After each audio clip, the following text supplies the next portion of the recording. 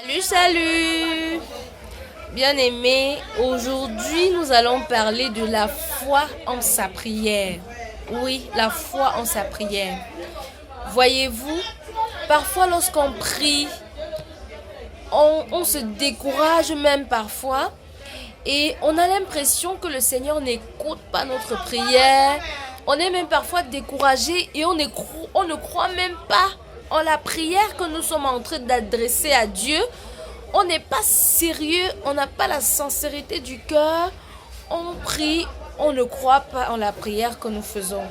Rassurez-vous, la prière, lorsque nous prions et que nous demandons quelque chose à Dieu, croyons que nous l'avons déjà reçu.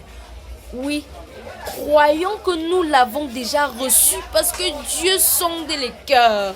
Il sait au plus fort intérieur de tous ses enfants ce que chacun de ses enfants espère. Il connaît le degré de ce que chacun de nous a besoin. Il sait tout.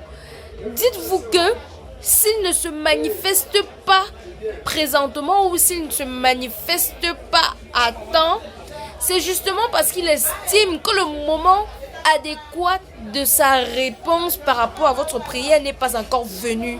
Il veut d'abord vous assagir, vous rendre sage, vous mûrir, vous mouler, vous modeler afin que ce qu'il a prévu pour vous, que cette victoire soit au moment opportun, au moment favorable, que ça ne vous surprenne pas et que vous ne sachiez pas prendre soin de cette gloire.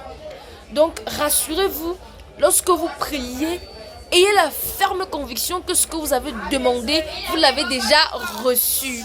Parce qu'avec le Seigneur, lorsque vous êtes sincère et que vous vivez dans l'espérance absolue, en cela, le Seigneur récompense toujours. C'est un Dieu lent à la colère et plein d'amour. Il a ses raisons. Il est un mystère. On ne peut pas le sonder.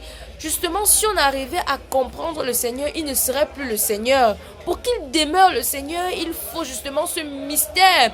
Il faut justement qu'il reste énigmatique. Sinon, il est Dieu. Lorsque nous demandons quelque chose à Dieu, croyons que nous l'avons déjà reçu cette chose. Croyons que nous avons déjà reçu cette chose. Et c'est en cela que le Seigneur va voir notre degré d'attachement à cette chose, notre façon de lui obéir et notre façon de marcher selon ses voies.